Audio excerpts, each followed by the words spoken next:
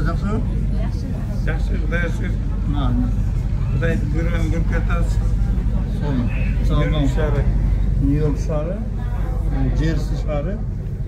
Бұл ошол эркиндик сатып жазды да. Франция мамлекети белек берген. 1888 жылы. Жоқ, ал 1776 июльде Америка егемендік қабыл алғанда, декларациясын қабыл алған. Ал Франция бір жылдан кейін белекке береді өтті. 1896 жылы. 89 жылы.